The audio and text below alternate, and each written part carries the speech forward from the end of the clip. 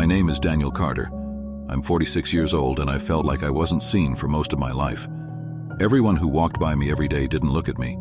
They only saw my dirty hands, torn coat, and the cardboard box I was carrying through the cold streets. The man inside was never seen. Things are different now. I dress in a clean black suit. I work in a big building in the middle of Chicago. I also help people who are poor start over. But none of this would have happened if there hadn't been one scary winter night, one kind act that changed my life forever, and a scared child. I don't remember much about my childhood other than how cold it was. Our home was a broken-down wooden shack on the edge of town. My parents were very poor. In the winter, cold air came in through the cracks in the walls, and we sometimes had to sleep under one thin blanket to stay warm. My dad took me to a busy bus stop during a winter when I was 8 years old. I can still picture how his hands shook as he put a small orange in my hand. He said in a soft voice, "Wait here, Danny. We will come back soon." I didn't know why his eyes were crying at the time. Piece by piece, I ate the orange while sitting still on the hard bench. That way, it would last longer. I had to wait all day. After that, I waited all night. Strangers in heavy winter clothes hurried past me as I watched buses come and go. They never came back, even though I thought they would at any time. It took me 3 long days to finally understand the terrible truth. They didn't forget about me. They just didn't have enough money to keep me alive any longer. The thought of that broke a part of my heart. After that, the streets were my home. I slept under bridges, in empty buildings, and behind restaurants. I would look through trash cans for food, and sometimes nice people would give me soup or old clothes. After first grade, I never went back to school, but I really wanted to learn. I learned to read with old, dirty newspapers that were blown around town. I felt proud of myself every time I learned a new word, even though no one else did. Living on the streets made me tough, but it never made me mean. When I was a kid, I made a promise to myself. I would never steal or hurt someone who wasn't guilty, even if I was very hungry.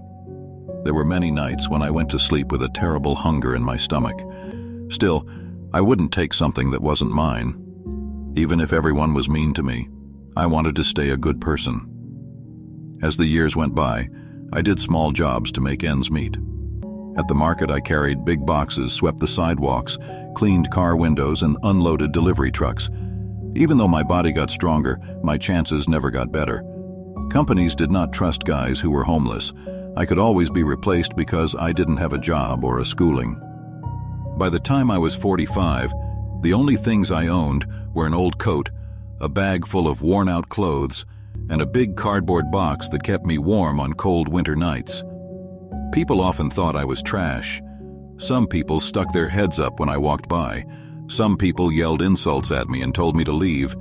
Because I still wanted to belong somewhere, their words hurt more than the cold. Even so, I still wanted someone to see me as a person, not a problem. In the city at night, I often felt like a ghost that no one could see. Then the worst winter came I had ever been through. That year, it snowed all the time in Chicago. The streets were shivering with cold wind all day and night, and it was well below zero outside. I found safety behind a bakery near a dark lane on a Tuesday night. The warm smell of fresh bread filled the air and made my stomach hurt really badly. I only had one small piece of old bread in my pocket that I had saved from earlier that day. That was all the food I had left. I was sitting against the brick wall to get out of the wind when I heard a faint cry nearby. I thought it was an animal at first, but then I heard it again. I slowly got up and went around the corner to find the sound. A boy no more than 7 years old was sitting next to a trash can that was covered in snow. That was all he had on, a thin red jacket. His little body was shaking so badly from the cold. He had tears running down his face and pale blue lips. Right away, fear rushed through me. I carefully knelt down next to him and spoke in the softest voice I could muster. "Hi there, friend. Are you getting lost?" The boy was scared as he looked at me. "He can't find my dad. It's really cold here." I looked all the way up and down the empty street, hoping to see someone looking for him. But everyone was inside because of the storm. Paths were covered in snow, and the wind screamed like a wild animal between the buildings. There were no police cars around. No walkers showed up. All of a sudden, the city felt empty and dangerous. The boy shivered more and wrapped his arms around himself. He said in a weak voice, "I'm hungry too." The dry piece of bread felt good in my pocket. I was really hungry, and for a short time I thought about keeping it for myself. But then I looked into the child's scared eyes and remembered how scared I was as a child at that bus stop a long time ago. I knew what it was like to be alone. I knew what it was like to think that no one would come back for you. I gave him the bread without giving it another thought. "That's it," I said softly. "Take your time with each bite." At the same time that the boy ate every last crumb, I tried to ignore the sharp pain in my empty stomach. It made me feel warmer inside to watch him eat. I felt young for the first time in a long time. Things got worse quickly. It snowed so hard in the alley that it hurt like tiny knives were cutting my skin. I knew that the boy would freeze to death if we stayed outside for a lot longer. To stop some of the wind, I grabbed my cardboard box and pushed it up against the brick wall. I made a weak joke. "This is our castle tonight." The kid looked at the box and smiled a little. "Fortress?" I said, "Yes. It's safe with me as the guard." I helped him get into the box by putting my old coat around his shoulders and making it tight. Then I sat right at the door to protect him from the cold wind. I had to keep the boy warm, even though my thin shirt didn't do much to keep me warm. Every gust hit my back like a piece of ice. Still, I stayed there for hours and hours. I learned that the boy's name was Ethan. He tried to be strong, but every time the wind howled through the alley, I could hear fear in his voice. I kept him calm by telling him silly stories about kings who lived in cardboard houses. He laughed quietly sometimes, and hearing that made me strong to keep going. My body slowly went numb as the night went on. It was getting hard for me to feel my toes and fingers. Since I knew it would be bad for me to sleep, I kept myself awake by singing old songs to myself. Several times I woke up with my eyes open for a second. One thought kept going through my mind. Do not sleep. Protect the boy. Finally, right before morning, bright flashing lights suddenly lit up the snowy alley.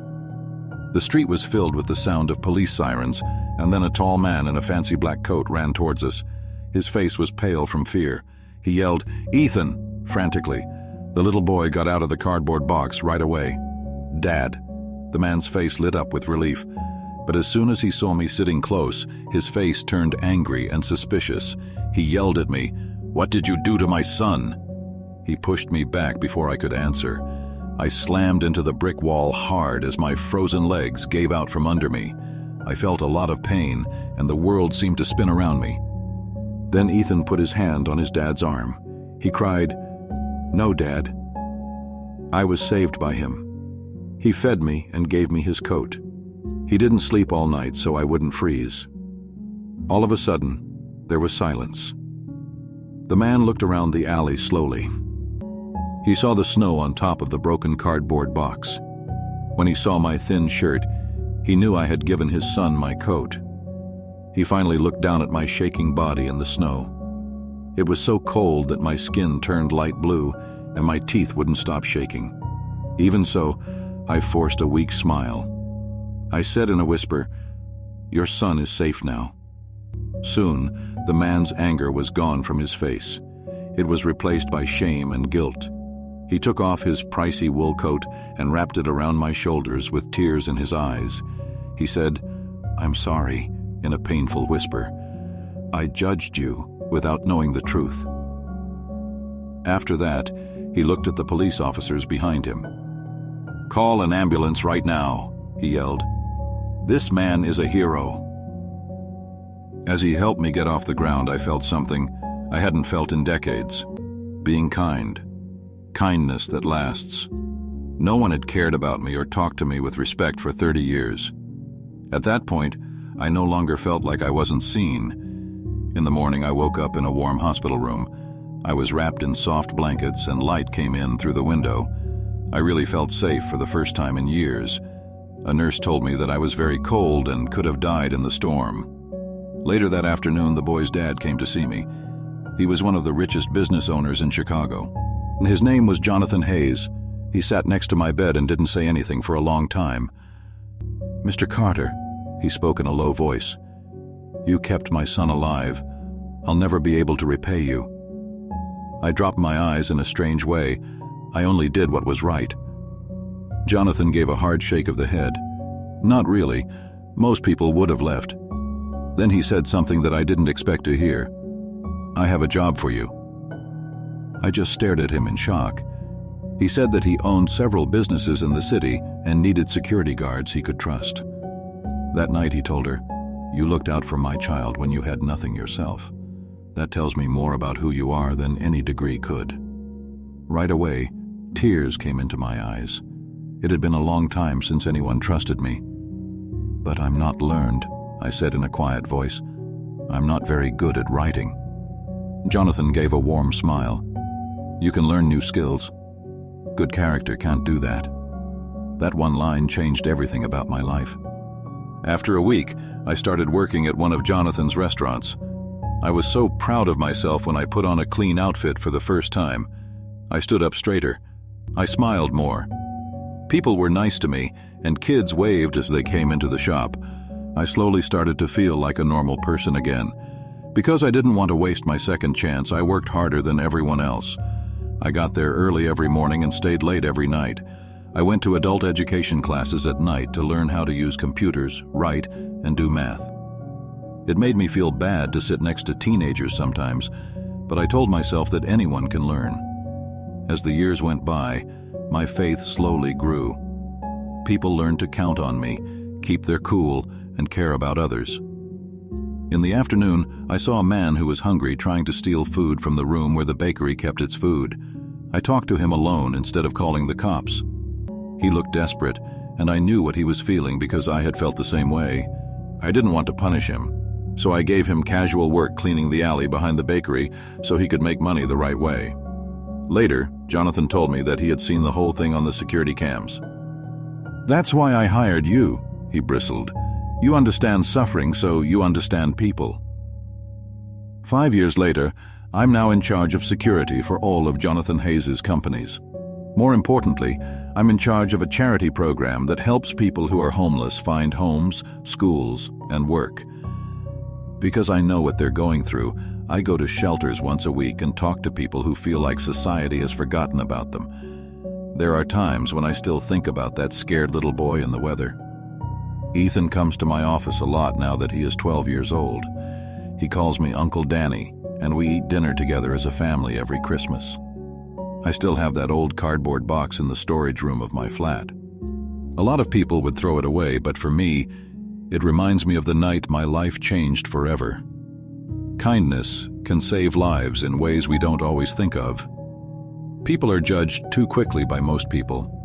A lot of people think that dirty clothes mean they are weak or failed. But money, looks, or schooling can't really show what kind of person someone is. People who have been through the most pain often have the biggest hearts. 3 important things I learned from my life. First, don't judge someone before you know their story. Second, being kind to someone during a hard time can change them forever.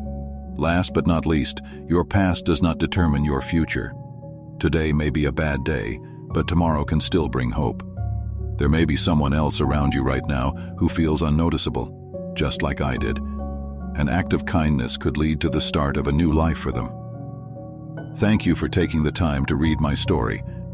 And remember that being kind can make you feel warm even in the coldest weather.